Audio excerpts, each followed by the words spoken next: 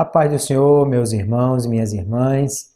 Agora vamos estudar o Evangelho de Jesus Cristo segundo escreveu Lucas. Esse Evangelho tem muitas características importantes, interessantes, que o distingue dos outros. Ele faz parte daquele grupo que chamamos de Evangelhos sinóticos, juntamente com Mateus e com Marcos, que já estudamos. E agora nós vamos ver o último dos sinóticos, que é o Evangelho de Lucas. O Evangelho foi escrito por Lucas. Não há nenhuma dúvida a respeito disso e desde o início a igreja tem uma consciência a respeito da autoria de Lucas como o que escreveu esse Evangelho.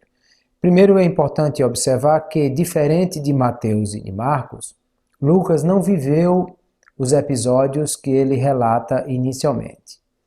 Ele não viveu aquilo que foi o ministério de Jesus. Lucas possivelmente não estava na Palestina, em Israel, naquela ocasião. A escritora do livro mundialmente conhecido Médico de Almas, Taylor Caldwell, diz que Lucas era grego e que estudou medicina na Universidade da Alexandria, portanto viveu no Egito, mas nós não temos essa informação bíblica. Não sabemos exatamente aonde ele estudou. O que sabemos é que ele era médico porque Colossenses capítulo 4, versículo 14, há uma saudação de Paulo para Lucas, o médico amado. Então nós sabemos que é esse Lucas e que ele tem essa profissão ou esse conhecimento, essa formação. Também nós conhecemos Lucas porque em algum momento ele passou a ser o companheiro de viagem do apóstolo Paulo. Logo, Lucas é o autor do Evangelho e é o autor também do livro de Atos dos Apóstolos. Nós sabemos isso, inclusive, porque é o mesmo destinatário a quem ele envia os dois livros. E nós vamos perceber Lucas quando ele encontra-se com o apóstolo Paulo e na narrativa do livro de Atos dos Apóstolos, até o capítulo 15, Lucas está descrevendo tudo o que aconteceu. Então ele diz, foram, chegaram, e usa sempre o verbo na terceira pessoa. A partir do capítulo 16 do livro de Atos dos Apóstolos, quando ele encontra-se com Paulo em Trode, ele passa a relatar os episódios usando a linguagem na primeira pessoa. Ele diz, nós fomos e partimos e etc. Então, percebemos que ele é companheiro do apóstolo Paulo de viagem.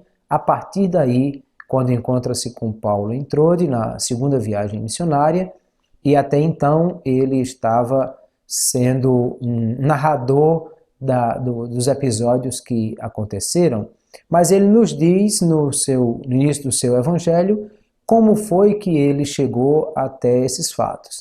Ele diz que fez uma investigação daquilo que outros já haviam escrito, portanto ele deve ter tido acesso aos outros evangelhos que foram escritos e outros relatos de alguém da ocasião, deve ter entrevistado pessoas, conversado com um e com outro, e baseado nessa investigação, nessa apuração dos fatos, Lucas nos traz o relato do seu evangelho, daquilo que ele tem para nos dizer.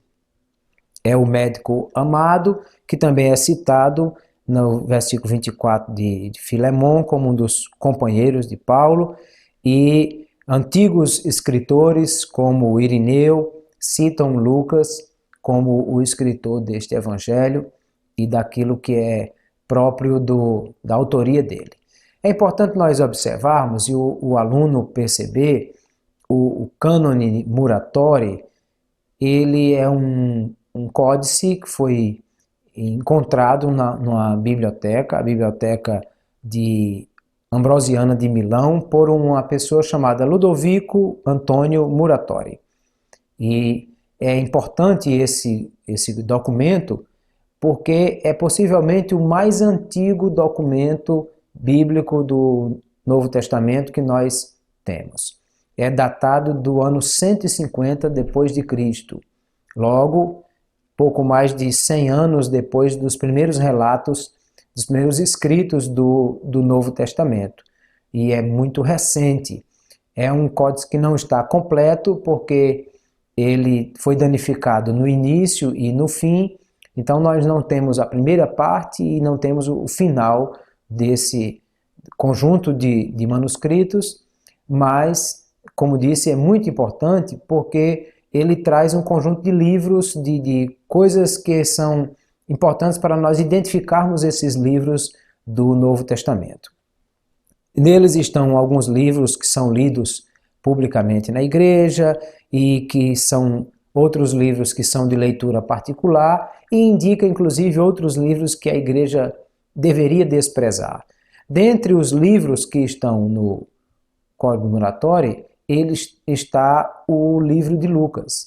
Ele cita os 4 evangelhos, mas lá encontra-se o de Lucas e o de João. Nós não sabemos quais são os outros 2 que ele cita, porque, como disse, o livro está danificado na sua parte inicial, mas é muitíssimo importante que ele registre o Evangelho de Lucas e é algo muito propício para nós entendermos a autoria de Lucas e a canonicidade desse Evangelho, que desde o início da igreja foi adotado como sendo um livro canônico. O Evangelho de Lucas, ele tem um destinatário. Ele fala que o excelentíssimo Teófilo. Teófilo possivelmente é o nome de uma pessoa. É a junção de 2 palavras gregas, Theos, Deus, Senhor, e Philos, que é amigo, alguém que possui uma relação íntima de amizade. Logo, ao pé da letra, Teófilo significaria amigo de Deus. É alguém que nós não temos a informação exata de quem seja. Mas 2 coisas nos levam a crer com relação a Teófilo. Primeiro, é que era uma pessoa importante. Lucas faz referência a ele como excelente ou excelentíssimo Teófilo. Segundo, é que alguém que, pelo fato de Lucas ter se empenhado em escrever 2 livros para contar para essa pessoa a história de Jesus e a história da igreja, então possivelmente era alguém importante, famoso, um cristão ou alguém que queria conhecer a Cristo, e Lucas teve o trabalho de produzir todo esse texto para acompanhar essa questão. Claro que nós podemos perceber que Lucas está fazendo uma investigação particular para essa pessoa, mas percebemos que Lucas está fazendo isso sob a direção do Espírito Santo, porque entendemos que os livros todos da Bíblia Sagrada possuem autoria divina, inspiração divina, e é Lucas quem faz esse relato. Mas também não temos a certeza da datação de Lucas, quando que ele escreveu, quando ele deixou de escrever, mas temos aí uma ideia entre o ano 59 e o ano 63, conforme alguns historiadores entendem que pode ter sido escrito o Evangelho de Lucas. Não foi dos primeiros evangelhos escritos, porque ele cita que outros já escreveram alguma coisa. E dentro daquilo que é o Evangelho de Lucas, alguns aspectos diferenciados nós podemos destacar. Como já vimos ao estudar os evangelhos anteriores, cada evangelista teve um público, um foco e, portanto, uma linguagem e um entendimento daquilo que deveria relatar.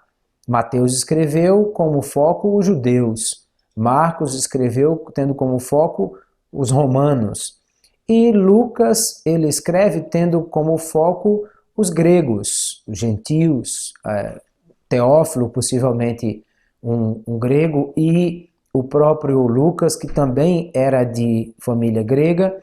Então ele tem um foco e está relatando isso, pensando nesse público a quem ele se dirige. É importante também nós observarmos como Lucas apresenta Jesus no seu evangelho, porque Lucas tem o foco naqueles que são os gentios, naquilo que são as nações que estão distante de Israel, e, portanto, ele busca apresentar a Jesus como alguém que alcança essas pessoas. Também como ele está olhando para os gregos e apresentando Jesus a eles, e Jesus é apresentado como o Filho de Deus, o homem, o Filho do homem, a pessoa humana de Jesus, que é divina, mas também é humana. Logo, nós precisamos observar algumas características dessa apresentação que Lucas faz de Jesus. A primeira é que Lucas apresenta Jesus como amigo de pecadores e publicanos. É interessante ver isso porque os publicanos eram párias da sociedade, eram desprezados por todos, porque eram cobradores de impostos. Ou seja, era alguém que, sendo judeu, trabalhava a serviço do inimigo, do Império Romano opressor, a fim de tirar o dinheiro do judeu para enriquecer ainda mais o opressor. Logo, alguém que se prestava a esse tipo de serviço era odiado por todos, era detestado por todos.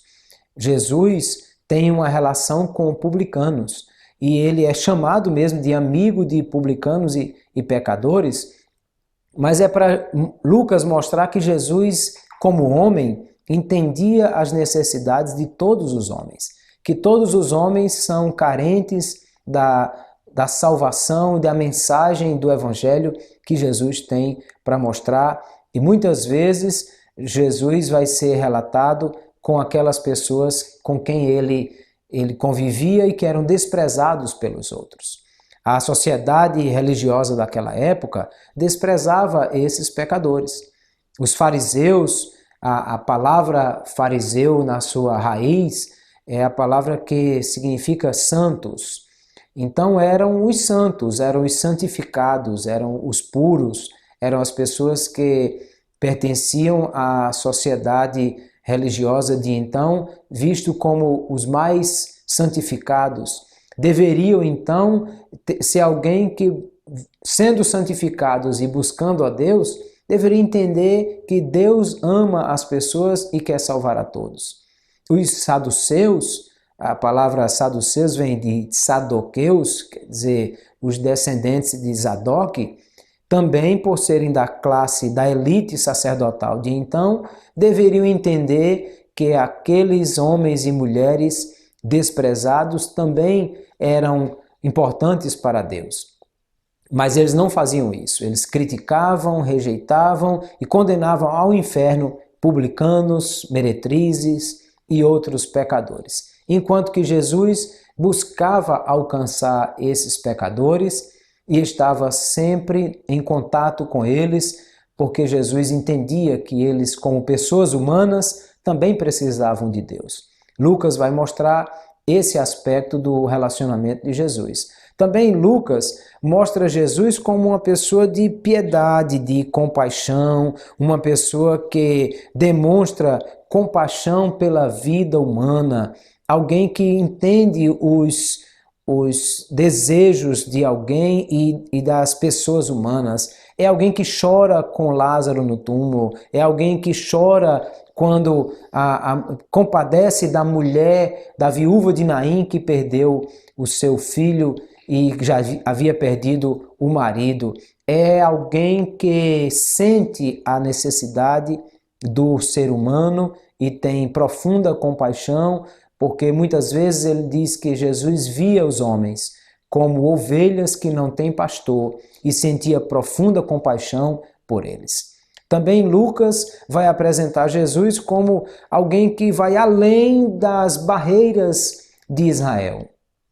Vai quebrar o preconceito racial, nacional, porque judeus entendiam que eles eram a nação escolhida por Deus e por isso desprezavam todos os outros. Aliás, a palavra gentios é goim, quer dizer todos os não-judeus. todos os que estão fora da aliança com Israel. E Jesus vai estender o seu alcance à mulher cirofenícia, a centurião romano, a pessoas de outras nacionalidades, gregos. Jesus alcança samaritanos. Por isso só Lucas relata a parábola do bom samaritano, porque na cabeça de um judeu jamais poderia ter um samaritano bom.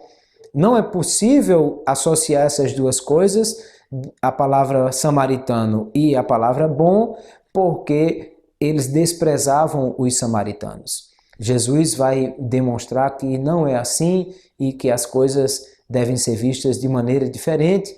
Esse é mais um aspecto do que Lucas apresenta. Também Lucas apresenta Jesus como sendo alguém que tem grande interesse naquelas pessoas que são doentes, enfermas, que estão necessitando de cura.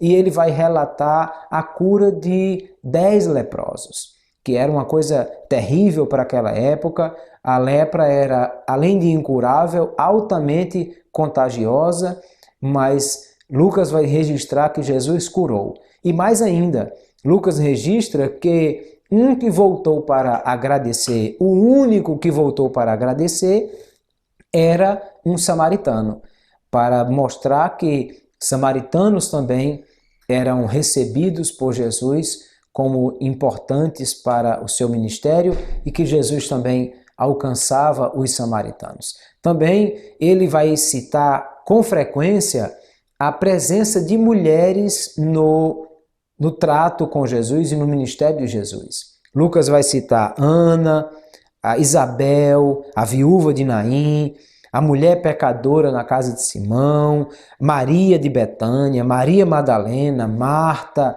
e tantas outras mulheres que fizeram parte do ministério de Jesus. Porque os religiosos de então desprezavam as mulheres. Eles achavam que as mulheres não tinham a mesma condição de buscar a Deus como os homens. Aliás, eu quero dizer a você, minha querida irmã, aluna desta escola, todos os dias levante as mãos aos céus e agradeça a Jesus, porque quem conquistou essa condição de igualdade diante de Deus para as mulheres, diante da sociedade, foi Jesus. Jesus foi quem pôs as mulheres nessa mesma condição. Perceba que lá na frente, Pedro, exatamente por ter aprendido com Jesus, vai escrever na primeira epístola, capítulo 3, versículo 7, ele diz que os maridos devem viver com entendimento com as suas esposas, e ele diz, sendo elas vaso mais frágil, mas co-herdeiras convosco da graça da vida. Isso quer dizer o quê? Que elas têm o mesmo valor diante de Deus. Se nós somos herdeiros de Deus, co-herdeiros com Cristo, elas também são co-herdeiras conosco, ou seja, estão na mesma situação e em pé de igualdade com todos os homens. Daí porque Lucas cita as mulheres que faziam parte do ministério de Jesus, destacando a importância delas e relatando os episódios em que elas aparecem, exatamente para mostrar que Jesus também dava valor às mulheres e que as pôs em uma situação de igualdade. Também Lucas é alguém que vai apresentar Jesus como sendo um homem que precisa buscar a Deus. Ora, Jesus era Deus, Jesus era o Senhor, Jesus tem a condição da natureza divina, mas ali ele também é homem, ali também ele está na condição de alguém que precisa de Deus. E Jesus busca a Deus em oração, não somente para dizer que nós também precisamos disso. Ali não é só um efeito didático para dar o exemplo aos seus discípulos que eles deveriam orar. Claro que isso também existe. Se Jesus, sendo Deus, orava, imagine eu e você que somos pecadores, o quanto nós precisamos orar.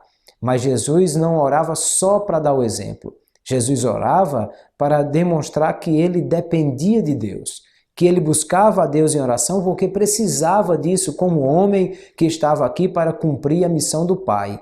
Antes de cada momento importante do seu ministério, Jesus orava se apresentava a Deus em piedade, em quebrantamento, em oração, para dizer ao Pai que precisava, que carecia, que dependia da ajuda de Deus em todas as ocasiões. Logo, Lucas apresenta Jesus com todas essas características.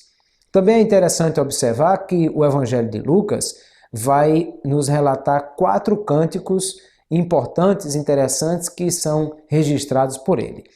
O primeiro cântico é o Cântico de Maria, que na fala latina se chama Magnificat. O cântico que Maria diz: a minha alma engrandece ao Senhor, enquanto ela está louvando a Deus por tudo que Deus lhe deu. Esse Lucas registra esse cântico, esse hino de adoração de Maria. Também Lucas vai registrar, na mesma situação, o cântico que é relatado no capítulo 1, o verso 68 a 79, que é o cântico de Zacarias, que agradece a Deus porque Zacarias teve a fala impedida, porque duvidou de que o que o anjo estava lhe dizendo era verdadeiro, e aí agora ele ficou sem falar até a hora que o menino nasceu. Quando João Batista nasceu, ele escreveu numa tabuinha que o nome do menino deveria ser João, e então a sua boca se abriu. E quando se abriu, ele canta um hino de adoração a Deus, que em latim se diz Benedictus. É outro cântico registrado por Lucas. Também Lucas vai registrar o cântico de Simeão, que quando recebe Jesus nos seus braços e o apresenta a Deus, aí ele canta dizendo: agora despede em paz o teu servo, e em latim, o início da fala de Simeão diz Nunc dimittis, algo que fala sobre pode despedir o teu servo, e é registrado por Lucas. E o último cântico que Lucas registra é o Cântico dos Anjos, capítulo 2 de Lucas, onde ele registra que o coral de anjos apareceu aos pastores para cantar, dizendo glória a Deus nas alturas, paz na terra, boa vontade para com os homens. E aquele cântico nós chamamos de Glória in excelsis, é também registrado por Lucas. Importante observar isso porque só o Evangelho de Lucas faz o registro de todos esses cânticos que aí aparecem. Portanto, nós precisamos observar alguns milagres que Lucas apresenta para vermos os detalhes desses milagres, para entendermos por que Lucas teve a preocupação de registrar esses milagres e por que ele relatou todas essas coisas. O primeiro milagre que Lucas registra é o milagre da grande pesca, a grande pescaria, porque Lucas está mostrando a relação disso com o chamamento dos discípulos. Lembre que boa parte dos discípulos morava na Galileia e eram pescadores. Eles estavam ali, Pedro, Tiago, João, sempre pescando, limpando as redes, daí porque Jesus os alcança ali. E Lucas registra que ele está ali para trazer uma identificação com aqueles discípulos. Ele fala do barco, já para mostrar aos discípulos que aquele barco ia mudar de função. O barco antes só servia para pescar peixes. E Jesus disse: eu vou fazer vocês agora pescadores de homens, de almas.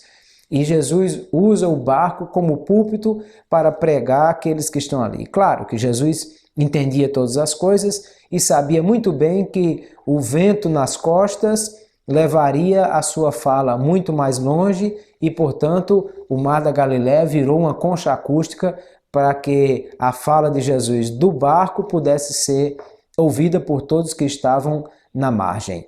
Mas depois, aquela figura de Jesus no barco e vai servir para uma outra coisa, para mostrar também o poder dele sobre todas as circunstâncias, e ele manda que os discípulos entrem mar adentro para pescar. Os discípulos obedecem confiando apenas na palavra de Jesus que os manda pescar, e o fato é que é uma grande pescaria. Perceba que nessa pescaria que Lucas registra, não confunda com a outra pescaria de João capítulo 21, eles vão pescar e a quantidade de peixes que eles apanham é tão grande que as redes estão para se romper e eles mal conseguem trazer até a margem os barcos, as redes e os peixes, porque Jesus está mostrando o seu poder, a sua capacidade e ao mesmo tempo está identificando aqueles homens que até ali foram pescadores de peixes para daí por diante serem pescadores de homens e alguém chamado para o ministério.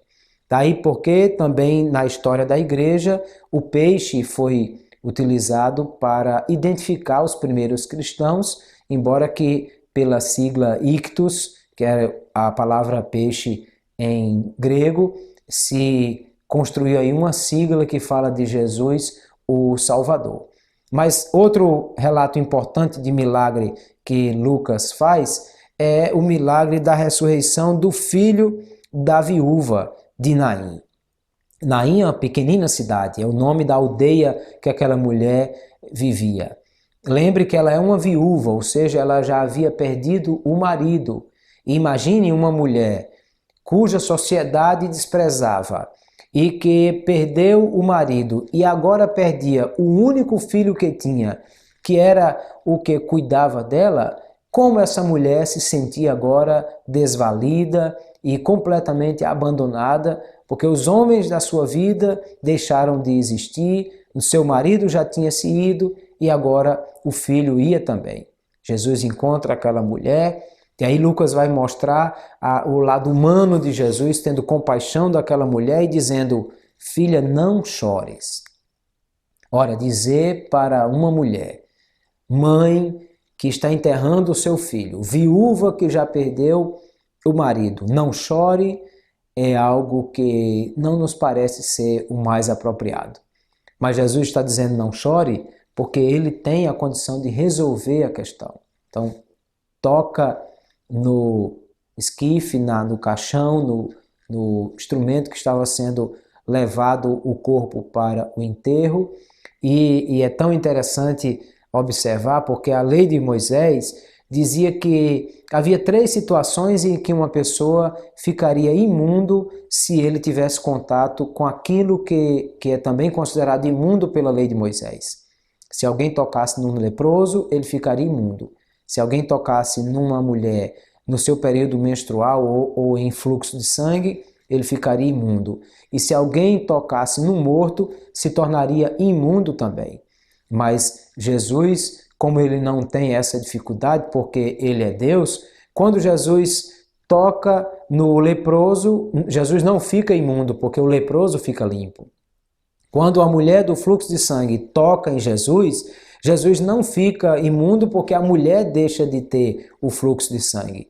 E quando Jesus toca no caixão, no morto, Jesus não fica imundo porque o morto é que ressuscita e ele o entrega à sua mãe para dizer que Jesus estava observando a necessidade daquela mulher e garantindo que estava suprindo as suas necessidades, uma delas devolvendo-lhe o filho morto. Lucas também vai relatar a mulher que tinha um espírito de enfermidade. Perceba que Lucas faz uma relação aí com a questão espiritual das enfermidades. Claro que nem todas as enfermidades são causadas por demônio. Alguém já disse por aí que se Deus quisesse dar uma enfermidade a alguém, teria que pedir emprestado ao diabo, porque o diabo é que é dono das enfermidades, e isso não é verdade.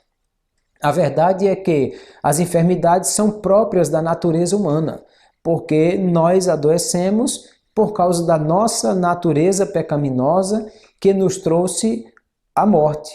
E o pecado que causa a morte causa também as enfermidades, porque a morte nada mais é do que o resultado trágico de uma enfermidade que alcança um órgão vital. Enquanto não, nós vamos lidando com essas coisas que são enfermidades que pertencem ao mundo dos homens mesmo.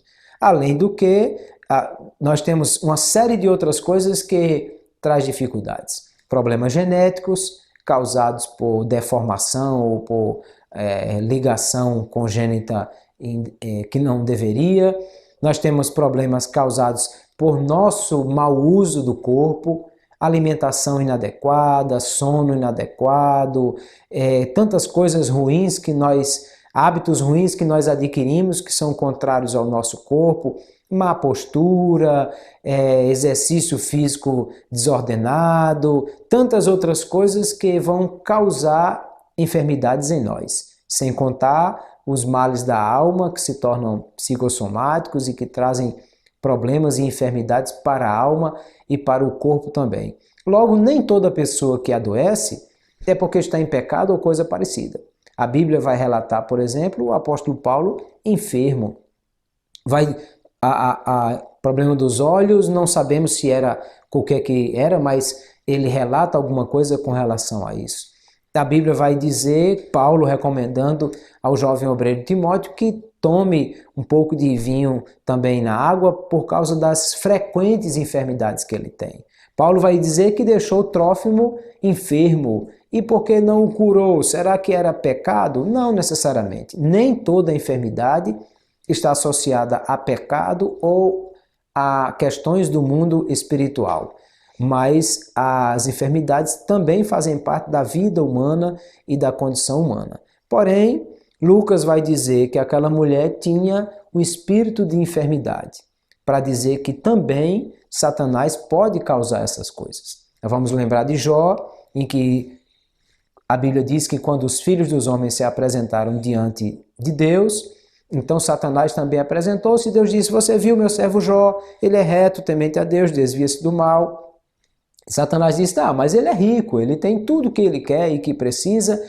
E Deus disse, então muito bem, vá lá, tire tudo que Jó tem. E Satanás foi e movimentou os homens, e caldeus, e bandidos, e tanta gente que levou embora jumentos, e camelos, e tudo que havia. Um vento derrubou a casa, matou os filhos, e Jó ficou pobre de Jó.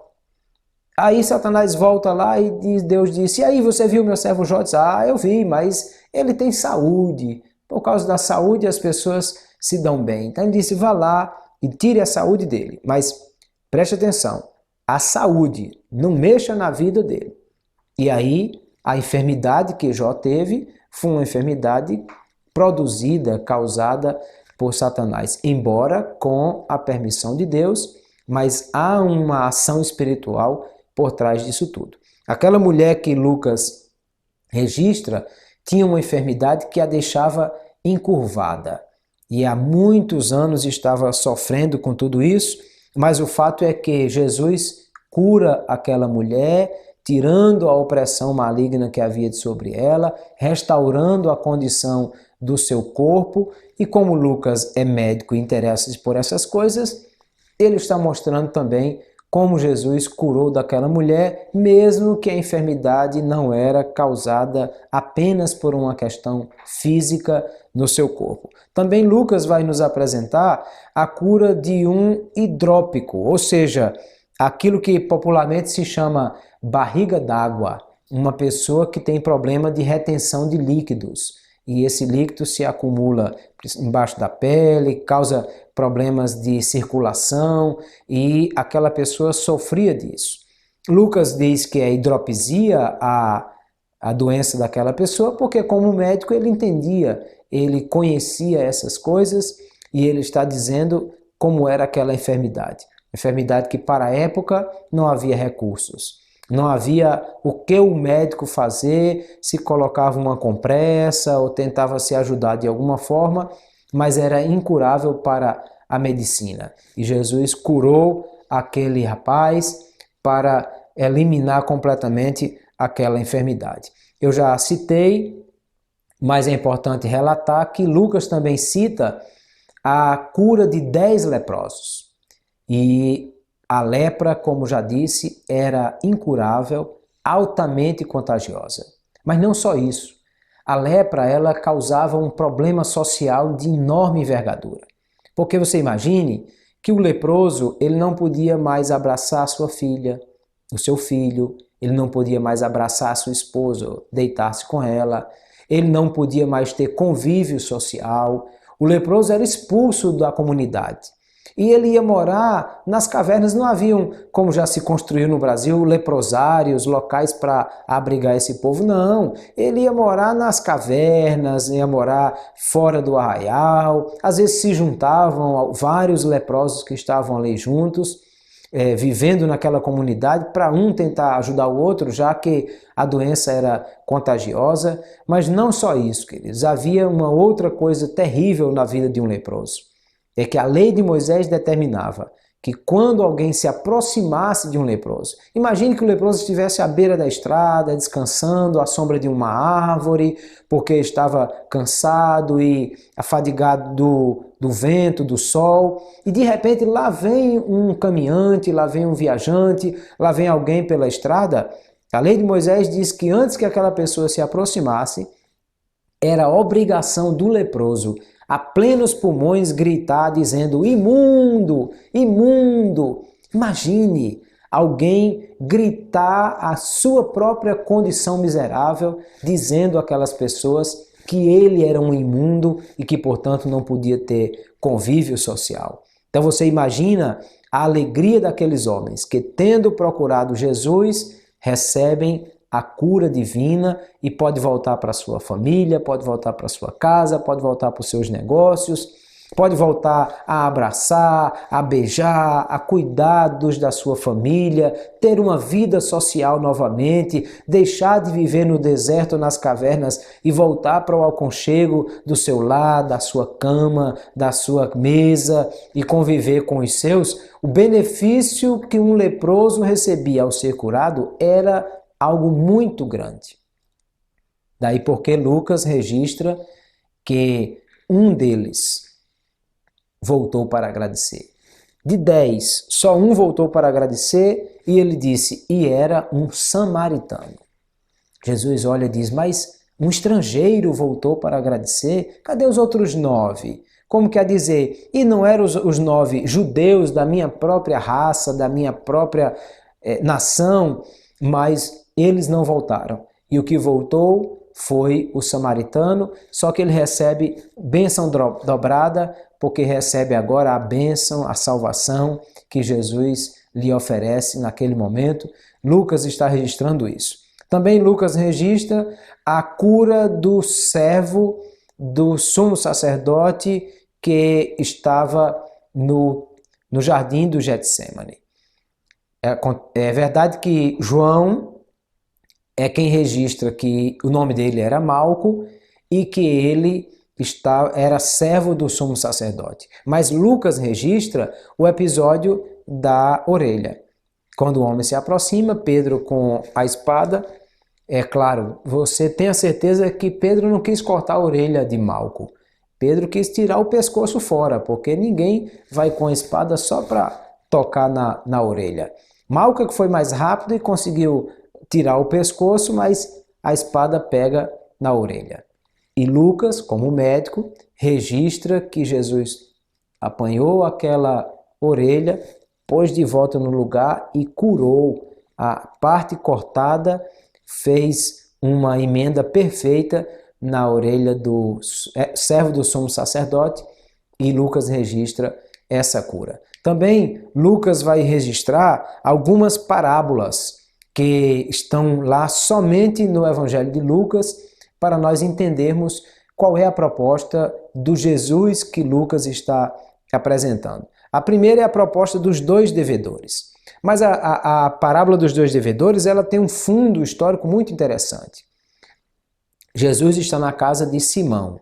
Simão, o leproso. Perceba que aquele homem não podia receber alguém em casa se ele continuasse leproso. Então era alguém que já devia ter sido beneficiado antes, tendo sido curado da sua lepra. Ele oferece um jantar a Jesus. Jesus está na sua casa com os seus discípulos.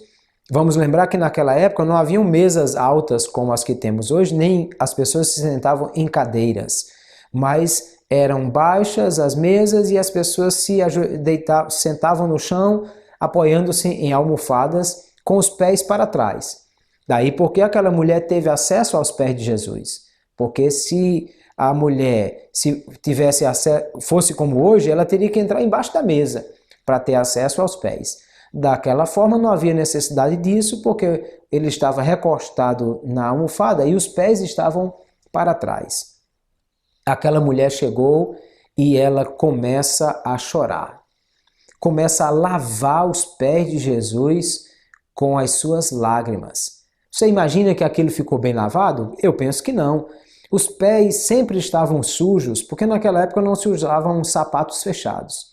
Eram tiras de couro amarradas aos pés e ao tornozelo, e sempre havia muita poeira, porque as ruas não eram calçadas, sempre haviam dejetos de animais espalhados pelas estradas, porque era-se usado muita tração animal, de maneira que os pés sempre estavam sujos.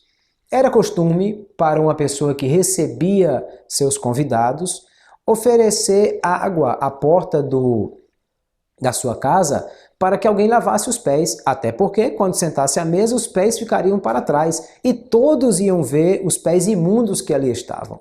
Você lembra do casamento em Caná da Galileia? As 6 talhas de água à porta era exatamente para os convidados lavar os pés quando ali chegasse. Mas Jesus não tem os pés lavados porque Simão não lhe ofereceu água. A mulher chora, com as lágrimas lava os pés de Jesus e enxuga com os cabelos. Ora, você imagine que Paulo escreve aos Coríntios dizendo que a glória das mulheres está no cabelo. E ela pega esse seu cabelo e lambuza com aquela mistura de poeira e lama e lágrimas que estavam nos pés de Jesus. Além disso, ela beija os pés de Jesus mal lavados que ela acabara de lavar. E ainda quebra um frasco de unguento de alabastro, né, contendo unguento, que é caríssimo, muito dinheiro aquilo. Acontece que quando Simão está olhando aquele quadro, ele pensa no seu coração: se esse homem fosse realmente um profeta, ele saberia quem e qual é a mulher que está tocando nele.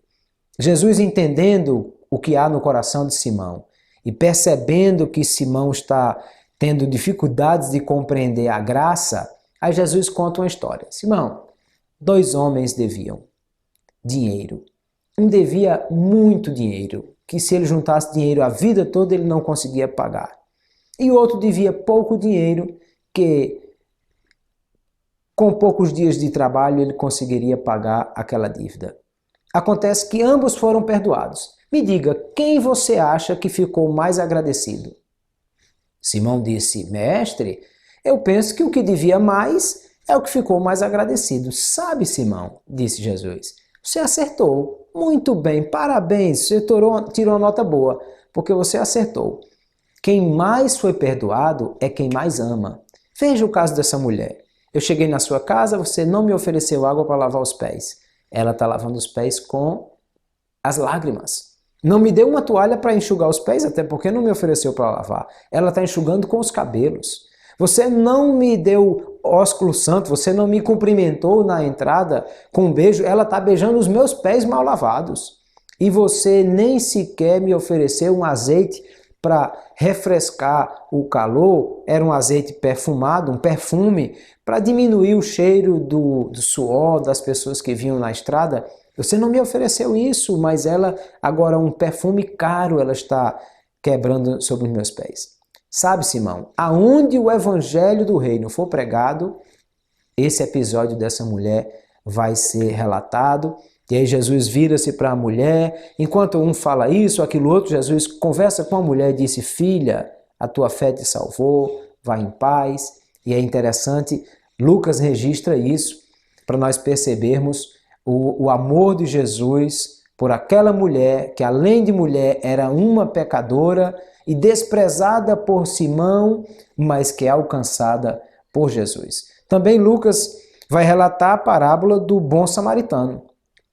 E como eu já disse, para Jesus é possível, mas para o judeu jamais a ideia de um samaritano bom pudesse ser relatado. Tanto que Jesus está falando que a parábola ela vem em resposta a uma pergunta.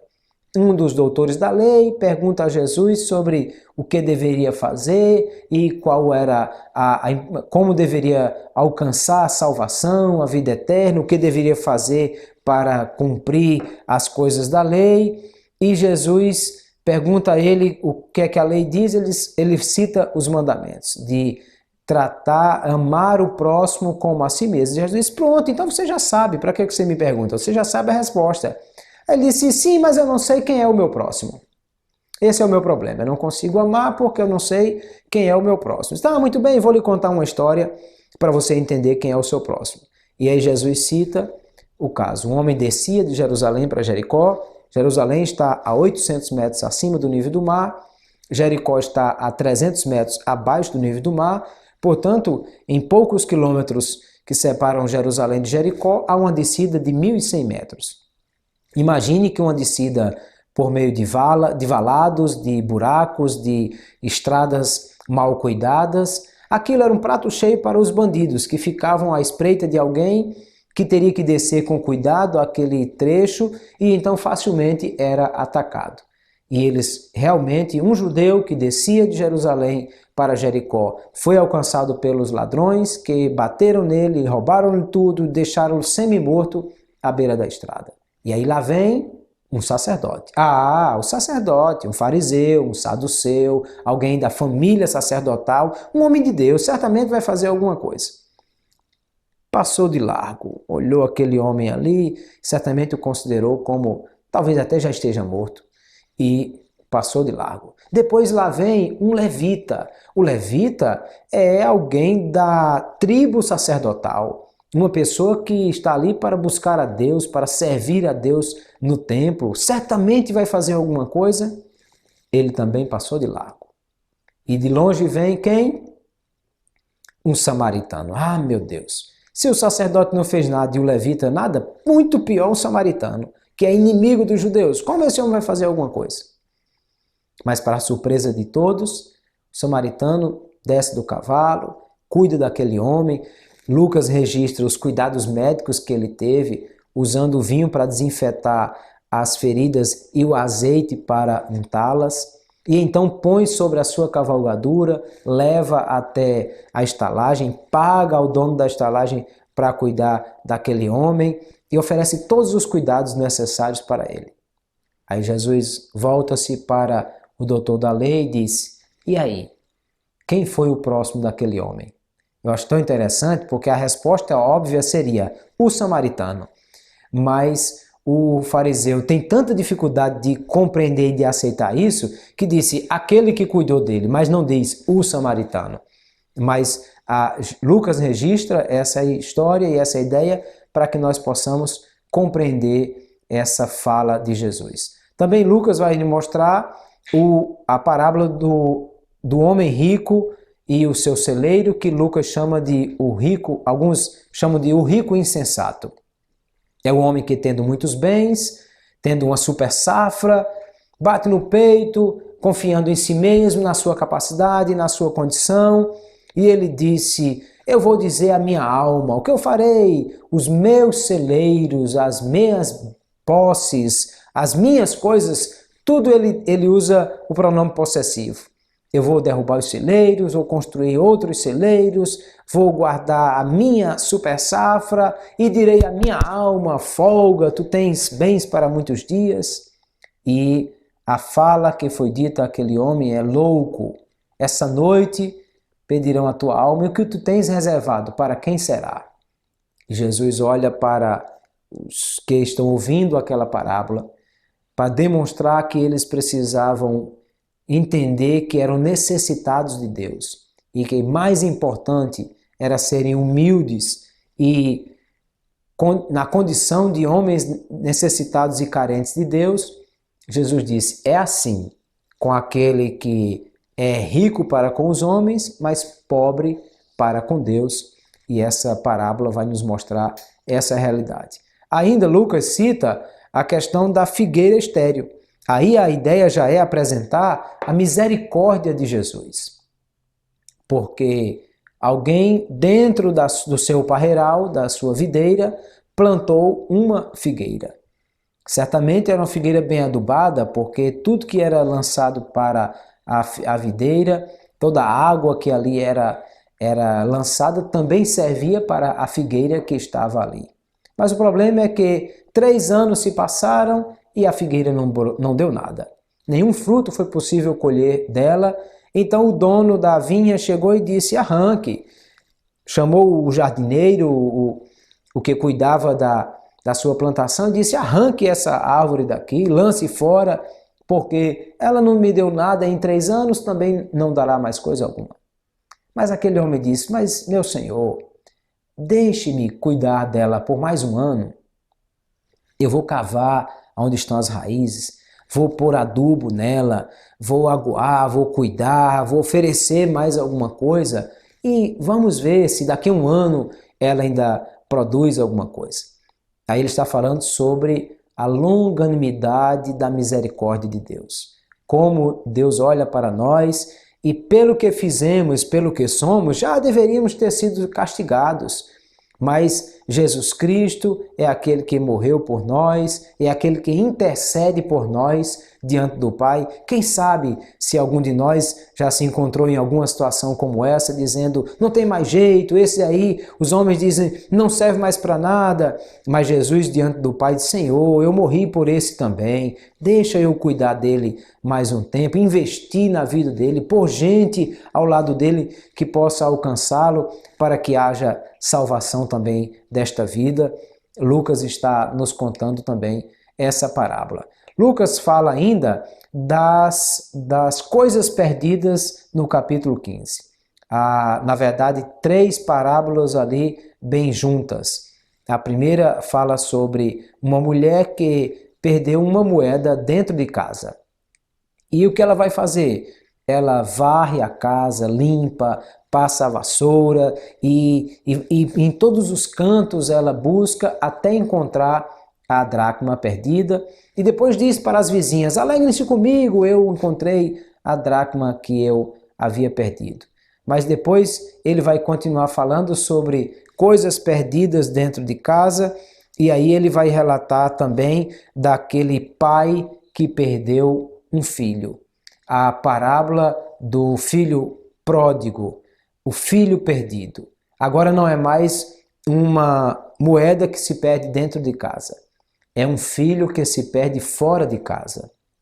É alguém que, tendo tudo, porque tinha um pai que amava, tinha família, tinha bens, mas essa pessoa não está interessada nisso. Ele disse: pai, me dê a parte da herança que me cabe para que eu vá e desfrute dessa parte agora. Ora, você imagine que normalmente os filhos recebiam a herança quando o pai morria. Era como se dissesse: faz de conta que o senhor já morreu, me dê logo a parte da minha herança.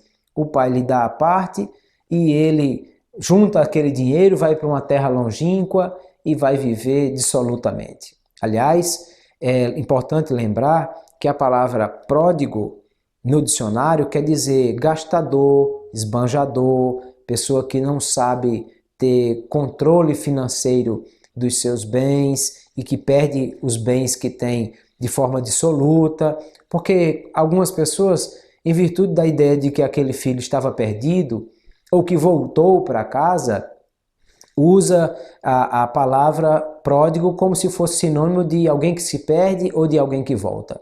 Mas, na verdade, a palavra pródigo quer dizer gastador, esbanjador.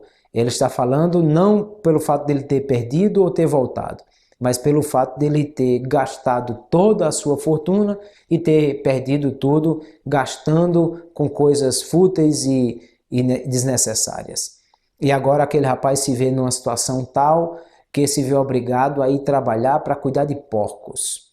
Lembre que os porcos são animais imundos para os judeus e os judeus desprezam completamente quem trabalha com porcos. Mas aquele rapaz se vê nessa condição para poder sobreviver. E uma hora ele diz: o meu pai, ele tem a sua casa e até mesmo os empregados, os jornaleiros, quer dizer, aquele que recebe por uma jornada diária, um diarista na casa do meu pai, vive muito melhor do que eu. Vou voltar e vou dizer ao meu pai, eu não sou digno de ser chamado mais seu filho, mas pelo menos me trate como um dos seus empregados.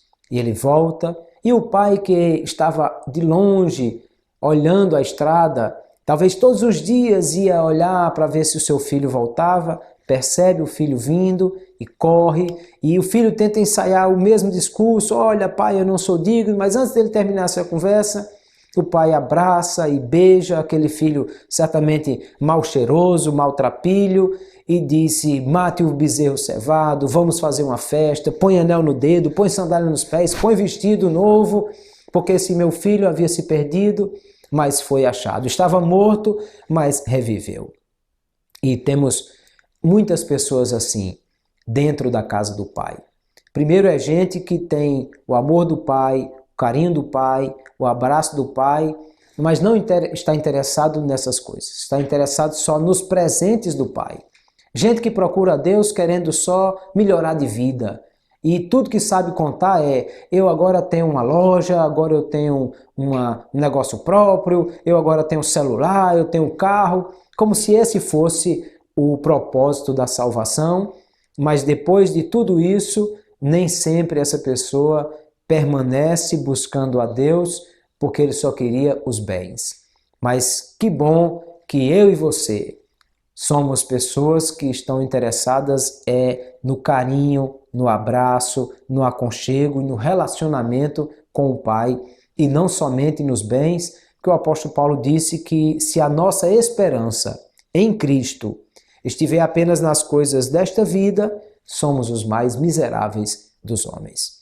Lucas ainda vai relatar a ideia do administrador infiel, que é alguém que era infiel nos seus negócios, cuidava dos negócios do seu senhor, mas o fazia de forma infiel. E aí um dia o senhor lhe chamou para prestação de contas, e aí o que é que ele fez? Ele deu o seu jeitinho brasileiro para conseguir receber aquela coisa. O que devia 100, ele diz: você paga com tanto, e aquela coisa toda. E aí é importante observar nessa parábola que não é Jesus que diz que aquele homem fez uma coisa certa. Jesus não é quem elogia a atitude daquele homem, mas Jesus conta que o patrão dele, o patrão daquele administrador infiel, é que o elogia, dizendo que mesmo ele tendo sido alguém infiel, mas ele conseguiu resolver a situação da forma dele. A versão da NTLH, nova tradução da linguagem de hoje, diz assim: e o patrão desse administrador desonesto o elogiou pela sua esperteza. Daí Jesus dizer que os ímpios têm mais esperteza, né? São mais sábios nesse sentido do que os que são filhos de Deus. E Jesus termina dizendo que nós devemos usar as riquezas daqui para angariar amigos para a vida eterna. Lucas ainda registra o episódio do rico e Lázaro. Alguns autores identificam que é possível que não seja correto chamar esse episódio de parábola, porque as parábolas, elas são relatos de personagens fictícios, histórias que contam uma relação qualquer de um personagem fictício para extrair daí uma mensagem. O fato desse episódio, alguém possuir nome, Lázaro, então alguns entendem que não se trata de uma parábola, mas de uma história real que Jesus contou.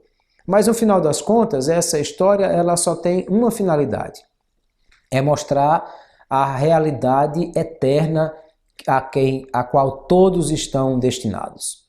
Os que são salvos na pessoa de Jesus têm um lugar eterno reservado para eles, de bênção, de paz, de alegria, de gozo eterno.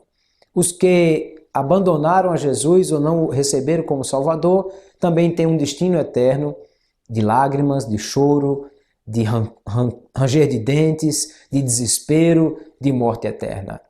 E quando aquele homem percebeu essa realidade, ele disse: por favor, deixe Lázaro vir e ainda molhar com o dedo a minha língua porque eu estou ardendo. E o pai Abraão disse: não é possível, porque há um abismo que separa um do outro e quem está aqui não pode ir para aí e vice-versa. Então aquele homem diz: mas então por favor mande Lázaro alguém daí lá na casa dos meus irmãos, porque eu tenho 5 irmãos e ainda estão nessa situação. Jesus disse, não há necessidade disso. Eles têm Moisés e os profetas. Claro que Jesus não está falando da pessoa de Moisés ou da pessoa dos profetas, porque Moisés não foi contemporâneo de nenhum dos profetas. Ele está dizendo, eles têm lá o livro de Moisés, o escrito dos profetas. Moisés e os profetas está dizendo, lá eles têm a palavra de Deus.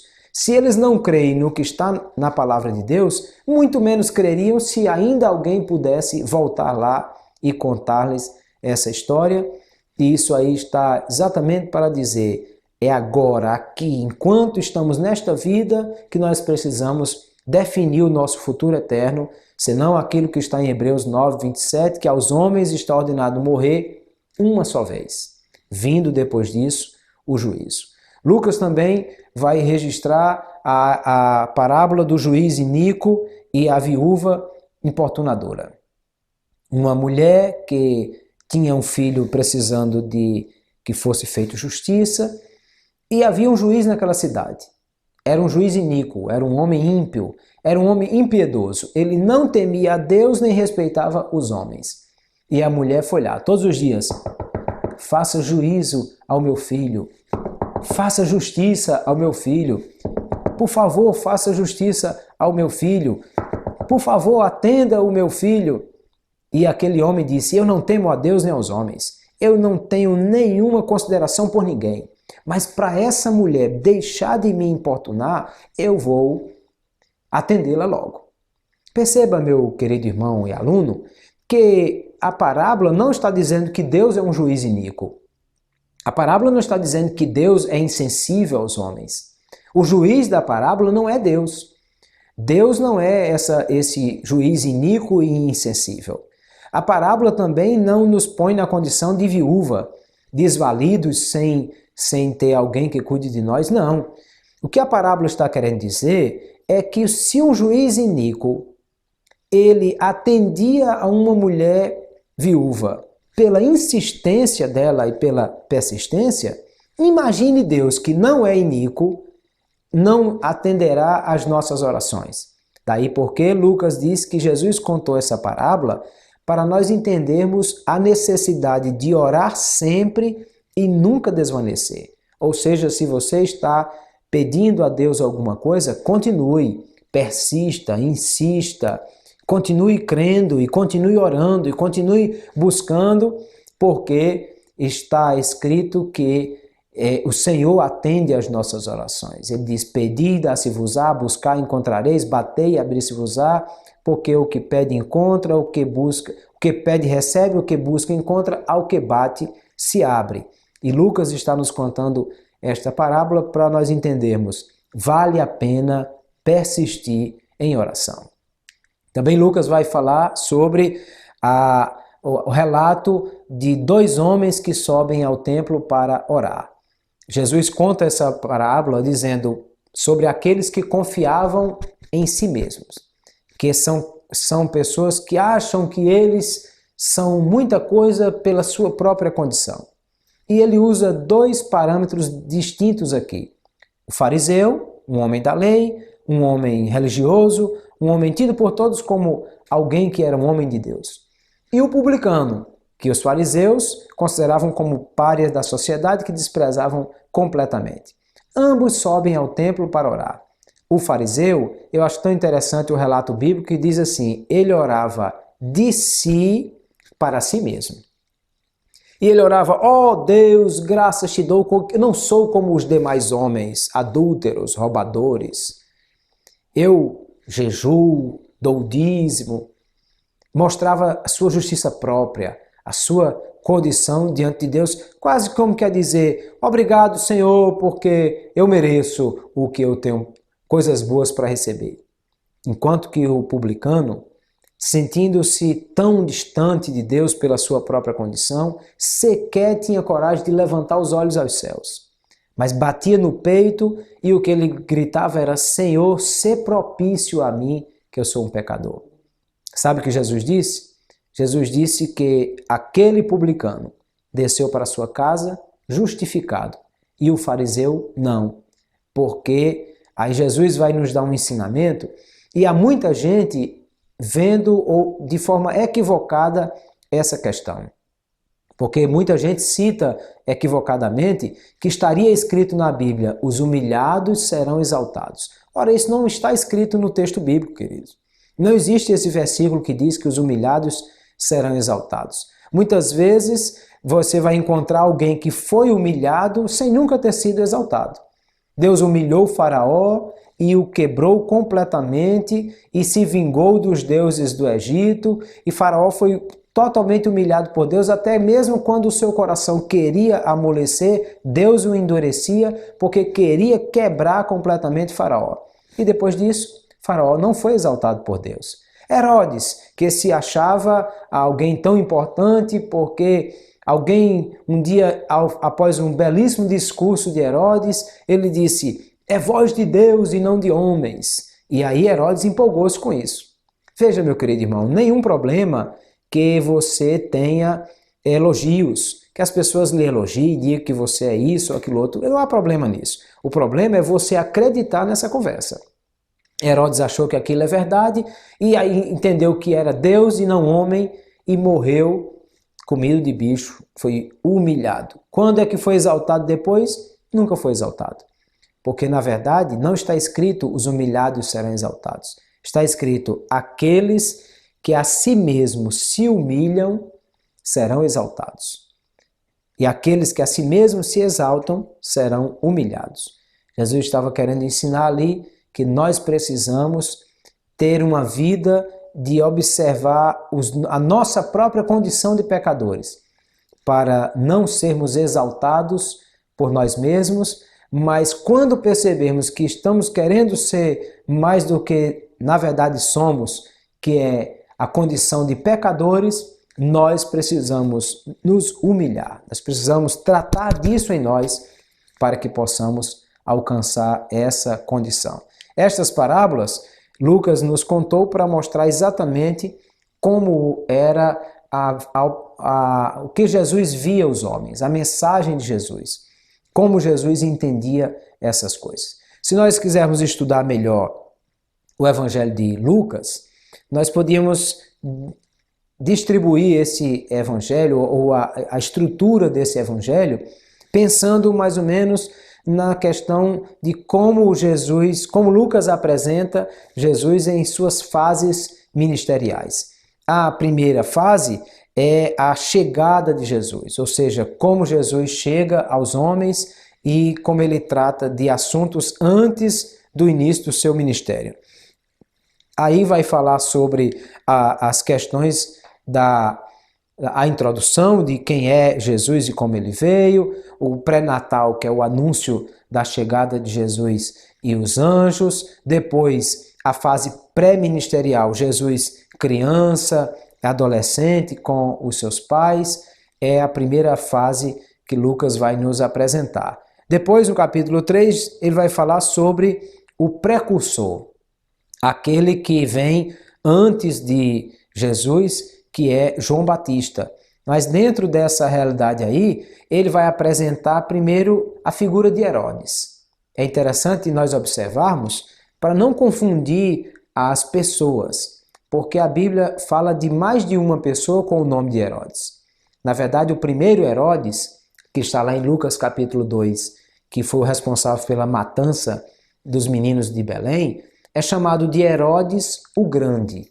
Foi ele que construiu o Heródion, foi ele que construiu a fortaleza sobre Massada, foi ele que reformou o templo de Jerusalém, foi ele que construiu a Cesareia Marítima, foi ele responsável por grandes obras que haviam em Jerusalém. Aquele Herodes morreu quando Jesus ainda estava no Egito. E a Bíblia relata, o próprio Lucas diz que depois que Herodes morreu, Deus avisou a José e ele voltou para Nazaré. Logo, aqui nós estamos falando de um filho de Herodes. Aquele primeiro Herodes o Grande foi rei sobre todo o território de Israel. Era amigo dos imperadores romanos que lhe concederam o título de rei de Israel. Depois da morte dele, o reinado de Israel foi dividido em 4 províncias. E uma dessas províncias foi dada a um dos filhos, a esse filho de Herodes. Eram 4 províncias, portanto, uma tetrarquia. E se ele era o rei ou o governador, o responsável por uma tetrarquia, aí então Herodes, o tetrarca, aquele que toma conta de um reino que está dividido em 4 pedaços. É essa a ideia. Esse Herodes é o que está relatando aí o seu relacionamento com João Batista, e é o que se apropria da esposa de Filipe, o seu irmão, e tenta enganar João Batista com essas coisas, mas vai acabar sendo relatado por Lucas a morte de João Batista e essas questões aí. Também aqui ele vai falar sobre o batismo em águas e vai mostrar como Jesus, por João, foi batizado a fim de cumprir aquilo que era necessário para o início do seu ministério e também de ser apresentado entre os homens, porque ali o Pai, o Espírito Santo revelam àqueles homens quem é o Jesus que está saindo das águas. Depois, capítulo 4, Lucas relata a tentação no deserto, que é análoga ao que está no capítulo 4 de Mateus. A única diferença entre os relatos de Mateus e Lucas é que a ordem das tentações em Lucas não segue a mesma das tentações em Mateus, mas são as mesmas tentações e Jesus passa pelo mesmo episódio que Mateus também registrou, tendo sido levado para o deserto, e Lucas vai falar sobre a fome que ele passou, a glória do mundo que é oferecido a ele, e por último, o desejo de fama ao saltar do pináculo do templo. Esses 2 últimos Mateus inverte, põe primeiro o episódio do templo e depois a glória dos mundos que lhe é oferecida. Aí nós vemos a primeira parte do Evangelho de Lucas. Depois, a partir do capítulo 4, ele vai falar sobre a proclamação do reino. O reino sendo proclamado, aí ele vai mostrar o primeiro período ministerial de Jesus, mostrando o que Jesus desenvolveu no início do seu ministério. É o primeiro ano, é a condição de separar os 12 para si, é a condição de levá-los a evangelizar de aldeia em aldeia. Esse mesmo relato que nós já vimos em Marcos e em Mateus, Lucas segue também com essa mesma ideia. Depois do capítulo 3 até o capítulo 9, o capítulo 5 até o versículo 9, o rei proclamado. Aí agora Lucas vai mostrar Jesus aparecendo, pregando, realizando milagres, sendo visto por todos diante daquelas situações em que ele cura, em que ele expulsa demônios, em que ele se mostra realmente como sendo aquele que veio para apresentar o reino de Deus aos homens. É a segunda fase do período ministerial de Lucas. E na terceira fase, ele vai mostrar o rei rejeitado. Como Jesus foi rejeitado, e é o terceiro período ministerial que Lucas apresenta. Ele vai dizer sobre Jesus relatando o seu sofrimento que ele iria padecer, vai mostrar sobre Jesus orientando os discípulos a respeito da vida que eles deveriam ter de desapego, vai mostrar como esses discípulos deveriam se portar diante dos problemas do mundo e de todas essas questões aí. Aí está o relato de muitos milagres, parábola do samaritano, milagres feitos em todas as ocasiões em que Jesus está atendendo as pessoas, porque agora ele está mostrando o reino de Deus que há de ser rejeitado pelos homens. O anúncio do sofrimento é feito pela terceira vez no capítulo 17, verso 25, e Jesus avisa sobre tudo o que ele vai padecer para que os discípulos estejam preparados com relação a isso. E por última fase, no capítulo 9, 19 até o capítulo 22, ele vai falar sobre o reino rejeitado e vai apresentar como Jesus vai lidar com essa questão da morte, da agonia no jardim, daquilo que Jesus vai sofrer e padecer. Lucas apresenta como seria o quarto período ministerial de Jesus. Na última semana de Jesus, está apresentado aí passo a passo por Lucas tudo o que ele enfrentou. Desde o capítulo 19, Lucas começa a relatar ele indo de Jericó para Jerusalém e o encontro com Zaqueu. Ele, perto de Jerusalém, relata a parábola das minas para falar o galardão eterno para aqueles que vão servir a Deus com fidelidade. Depois, no Monte das Oliveiras, ele fala sobre o jumentinho que os discípulos deveriam ir buscar. Depois Lucas vai relatar ainda Jesus ensinando no templo, sendo confrontado pelos seus inimigos, até o momento em que ele está com os discípulos na última Páscoa, no capítulo 22. É um relato interessante porque Lucas vai apresentar, inclusive, como era a Páscoa. Porque Mateus não precisou falar sobre isso, visto que ele escreveu para judeus.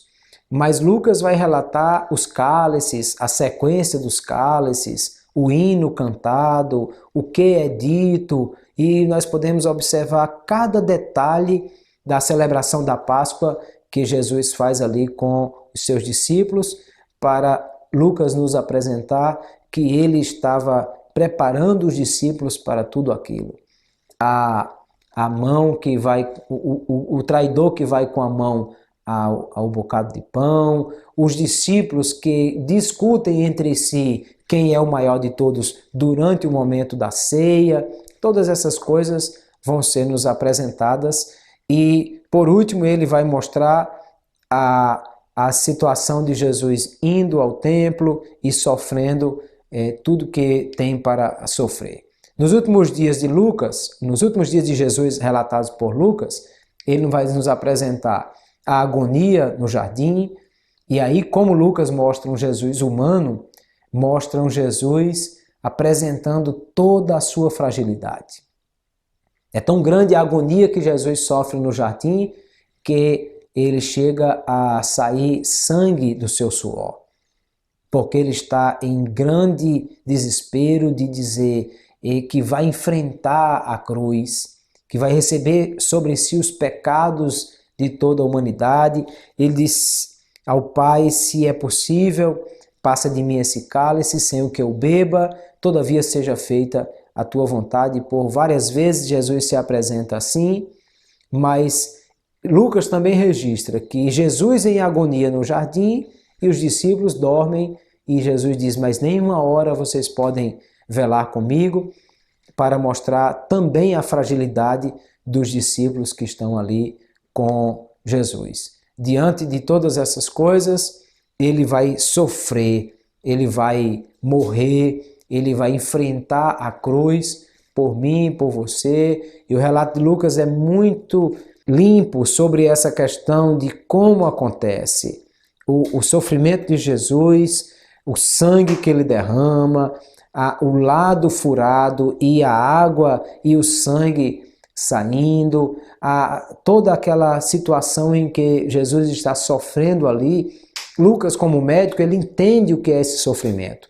Ele entende o que Jesus está passando e ele vai relatar cada momento dessa aflição com muito cuidado, para nós entendermos o quanto Jesus sofreu, o quanto ele agonizou ali.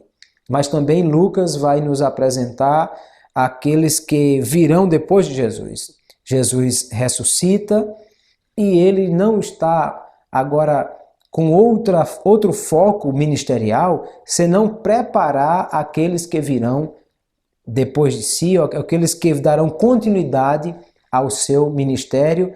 E Lucas vai falar sobre Jesus encontrando-se com os discípulos, por exemplo, no caminho de Emaús. Esse relato do capítulo 24 de Lucas é belíssimo.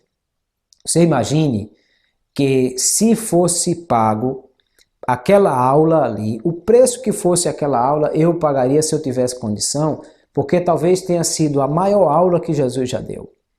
Porque Lucas diz que Jesus, começando por Moisés e passando por todos os profetas, falou-lhes a respeito dele tudo o que havia nas Escrituras.